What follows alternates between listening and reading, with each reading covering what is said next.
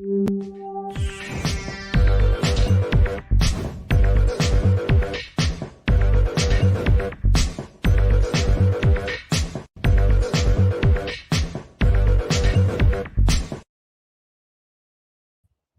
my gosh, it's 9 a.m. on Thursday morning. That means it's time for the 9 at 9 with me, Tigo. Hey everybody, welcome to the 9 at 9. As you guys know, I love bringing great people on, and the 9 at 9 is about catching up with some of our favorite friends that have been on the show before, and today is no different. Today, we have the hosts of the Family Success Secrets. They're my buddy Steve and Katie. What's happening? You guys out there? There they are. What's going on? Good morning. It's so good to see you. Yeah, good afternoon for us.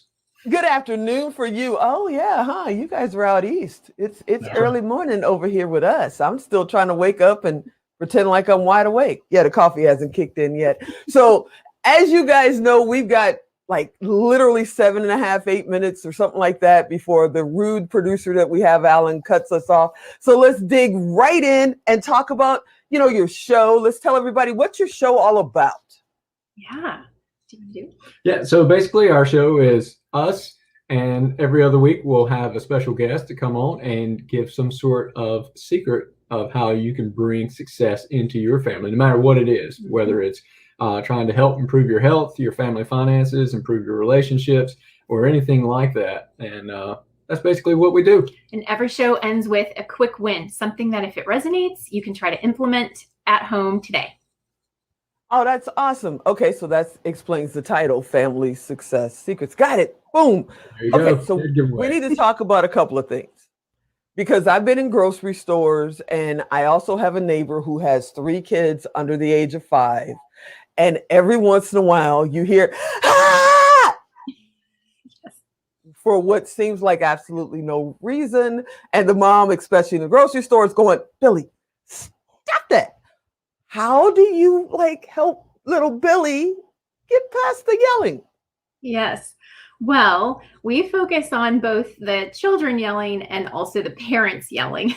And what we work on is helping parents really investigate the internal triggers for their yelling and the internal triggers for their children's yelling, and then look at the external triggers as well, and to set up a framework around both of them so that they don't have to resort to yelling. A lot of the time, a child who's yelling is either feeling overwhelmed or is feeling a lack of control. And so there are ways to set that child up for success. Sometimes they also just are having a problem with communicating and they don't know what else to do, and they resort to that. And honestly, a lot of the time that's why parents yell too.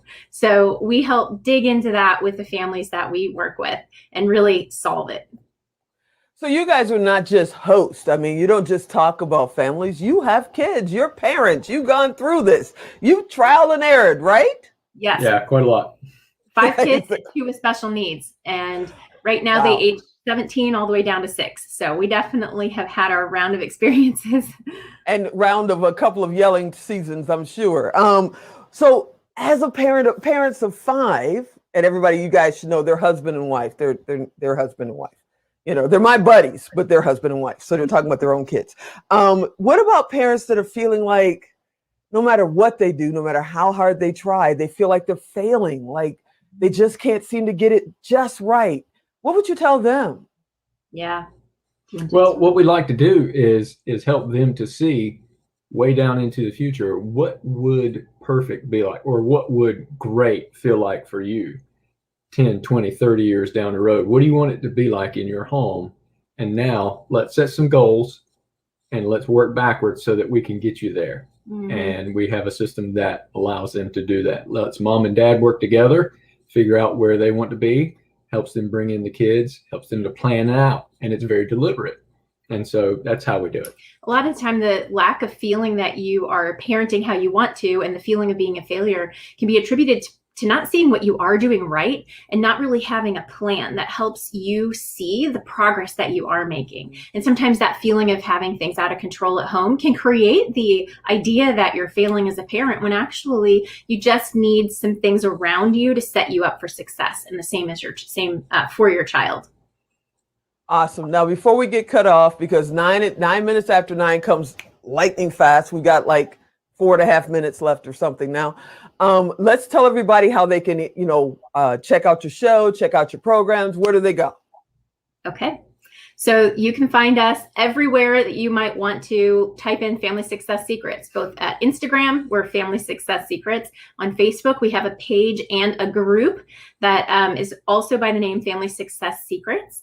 And then if you want to get onto our newsletter where you can access us directly, go to podcast.familysuccesssecrets.com, and we send out a newsletter every couple weeks, and you can automatically respond to that, and we will receive your note personally. And we do run classes as well periodically. And we do have a podcast by the name of Family Success Secrets, which is how it all started. Yes. See, I thought the podcast was called Steve and Kate. No, okay, I won't mess with that. So, as you know, most people, you guys know, watching the shows out there, that I'm adopted. I've told my story many, many, many times, and I had, older parents. They've since, gone on, but I, was raised in a house where, my father wouldn't look up from the newspaper when I was losing my mind. He would just. And I knew that was it. That was the whole conversation. I say I love him. He said, wasn't that a great game today? That's the kind of communication we had. But when I go into other people's houses, there was a lady down the street, the Wards, they lived down the road from me. They had 12 kids. They had 6. They had a break, and then they had 6 more. And none of them were twins. We're going to get in that in a minute. My question to you is, how do you calm the chaos when you have a big, big family in your house? Yes. So for us, that's been a matter of being intentional and keeping systems simple, but implementing systems with set expectations. No, do you want to talk about expectations? Yep. So we set the expectations for behavior, for relationships, mom and dad, parents to kids, kids to each other, and that sort of stuff. We set expectations for their routines and what they do. Now, we don't run boot camp in our house. We are not drill instructors or anything like that, but we are deliberate when we say, here are the expectations for what you're going to do and how you're going to do it. Here are the expectations for how you're going to treat each other. And here are the expectations for how you are going to speak with us and how we're going to speak with you, so that everybody knows basically the rules. Everybody knows what's going on in the home. There's no surprises. So if you have those moments that get out of hand, you settle back down, come back down to earth, because you don't have to think through what should I do now. You've already sort of planned for it. And to a large degree, that works. Right. I love that. I love that. So, we got like a minute and a half left. And I know there's, young moms out there, they're 6 months, 7 months into their pregnancy, and they're anticipating that first baby. They've already decided they're going to be president of the United States or, Sure. I don't know, run the world.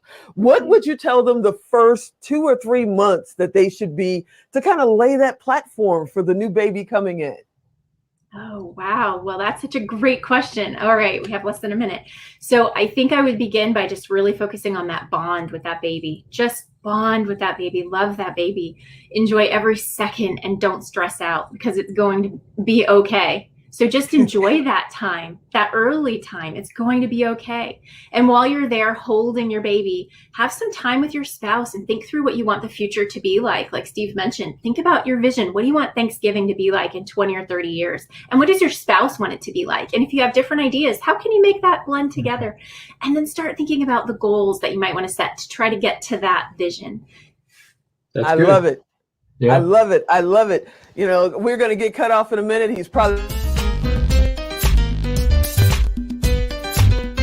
Dang it, Alan. I was just going to say he's going to cut me off in a minute. So I wanted to thank Steve and Katie for coming to hang out. You guys go check out Family Success Secrets on Instagram, on Google. And the podcast itself is called Family Success Secrets. You can't miss it. And as always, thanks for watching. Thanks for hanging out. I'm Tigo, and I'll talk to you next time. Really, Alan? Really?